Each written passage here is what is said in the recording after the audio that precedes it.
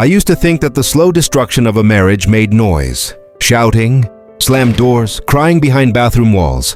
But sometimes it happens in total silence.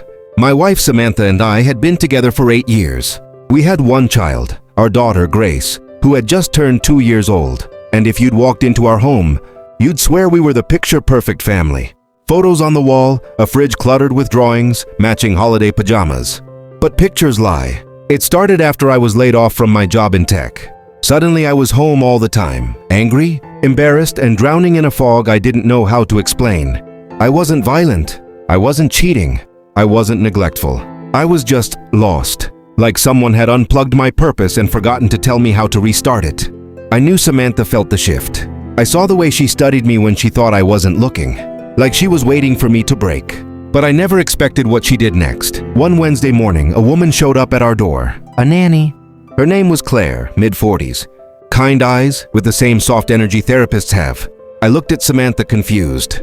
A nanny? We couldn't afford a nanny, and even if we could, I was here, home, every day. Samantha's voice trembled when she said it. It's just temporary. Just some help around the house. For Grace. She didn't meet my eyes, but from the moment Claire stepped inside, something was off. She didn't stick close to the baby. She stuck close to me. If I walked into the kitchen, she seemed to be wiping the counter in there. If I stepped outside, suddenly she was watering the plants. If I went into the playroom, she'd appear a few minutes later saying she was checking on things. And the worst part? She never pushed, never pried. She asked small, gentle questions. How are you sleeping? Are mornings hard for you lately? Do you ever feel like the days blur together? Questions that sliced right into the truth I had been trying to hide. One afternoon, while Grace napped, I finally snapped. I asked her, "Are you here to watch my child? Or to watch me?" She didn't panic. She didn't deny. She just sighed softly and said, "I'm here to help your family." When she left that evening, I confronted Samantha. The truth hit heavier than anything I had imagined. Samantha was scared, not of me hurting her, not of me hurting our daughter. She was scared of me hurting myself. "I saw you fading," she whispered. "You stopped laughing. You stopped going out. You stared at the floor more than you looked at us. And you wouldn't talk to me, no matter how gently I asked." Her voice cracked. I didn't hire a nanny. I hired someone trained to recognize depression. Someone who could tell me if you were slipping somewhere I couldn't reach. I felt something inside me collapse. Not out of anger, but out of shame. Because she was right. There were nights I lay awake staring at the ceiling, wondering if my family would be better off without a man who'd lost his sense of worth. Nights I silently cried beside her without making a sound. Days I scrolled job listings, feeling like a failure for not being chosen by any company for work. I thought I was protecting her by staying silent. But silence was the thing hurting us most. We didn't yell. We didn't argue. We just stood there, two people terrified for different reasons. Samantha stepped closer, took my shaking hands in hers. "I don't want to lose you," she said.